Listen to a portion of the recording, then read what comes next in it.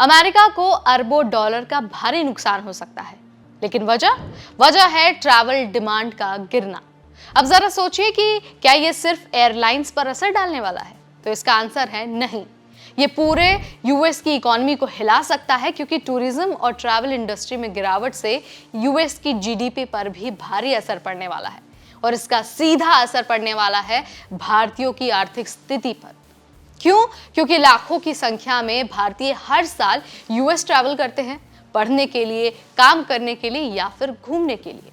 तो क्या ये अमेरिका में जाने वाले भारतीयों के लिए एक बड़े खतरे की घंटी हो सकती है? क्या ये गिरावट भारत से अमेरिका जाने वाले लोगों के लिए मुसीबत लेकर आएगी?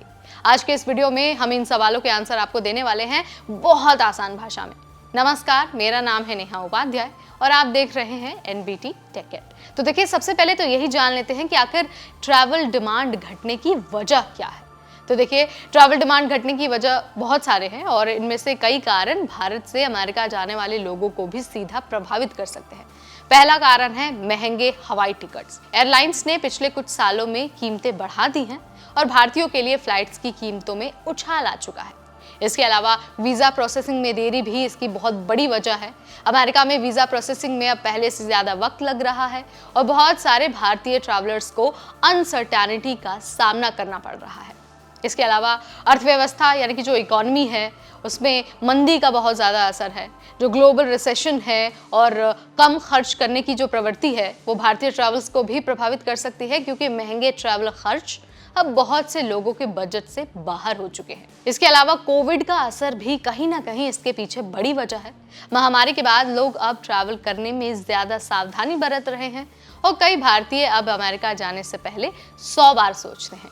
तो ये सारी चीजें मिलकर यूएस में ट्रैवल डिमांड को कम कर रही हैं। अब ये जानने की जरूरत है कि ट्रैवल डिमांड के गिरने से यूएस को कितना बड़ा नुकसान हो सकता है और इसका असर भारत के टूरिज्म पर कैसे पड़ सकता है। तो देखिए, जो यूएस ट्रैवल एसोसिएशन है उसका कहना है कि यूएस की इकोनॉमी में हर साल 1.2 ट्रिलियन डॉलर का जो योगदान है वो टूरिज्म का ही है।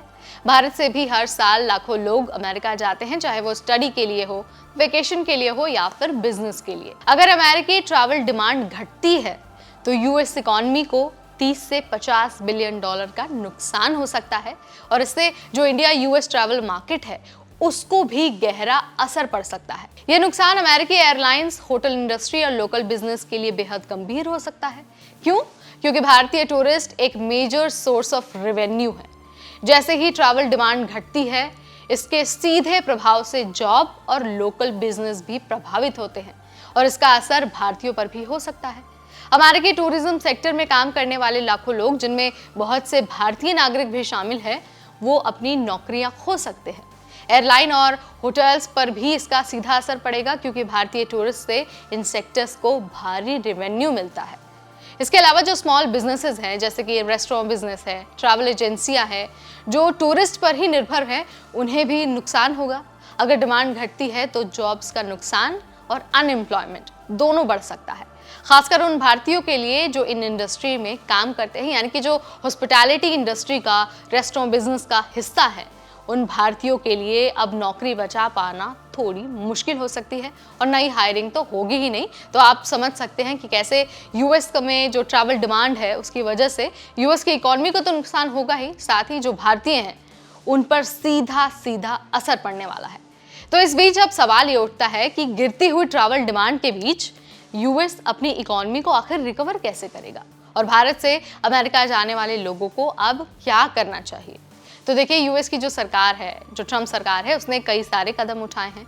वीज़ा प्रोसेसिंग को तेज़ करने की वो पूरी कोशिश कर रही है और ट्रैवल प्रमोशन के लिए मार्केटिंग कैंपेन्स भी चला रही है।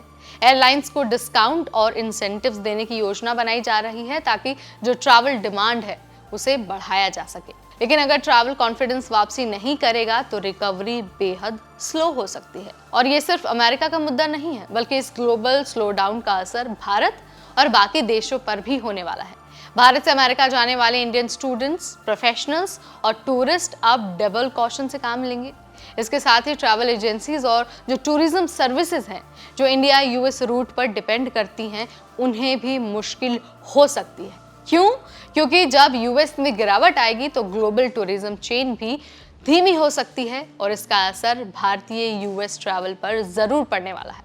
तो यहाँ पर मैंने आपको बता दिया है कि कैसे जो यूएस की ट्रैवल डिमांड है उसका गिरना सिर्फ यूएस की इकोनॉमी के लिए ही नहीं बल्कि भारतीयों के लिए भी खतरनाक है और एक बड़ा खतरा बन सकता है। तो आप मुझे कमेंट के जरिए बताइए कि आपका इस पर क्या विचार है, और अगर आप हॉस्पिटैलिटी सेक्टर से बिलोंग करते हैं या फिर यूएस में अगर आप रेस्टोरेंट बिजनेस में हैं या फिर आप टूरिज्म बिजनेस में हैं तो भी आप मुझे कमेंट करके बताइए कि आपका इस पर क्या मानना है और आप किस तरह के चैलेंजेस फेस कर रहे हैं।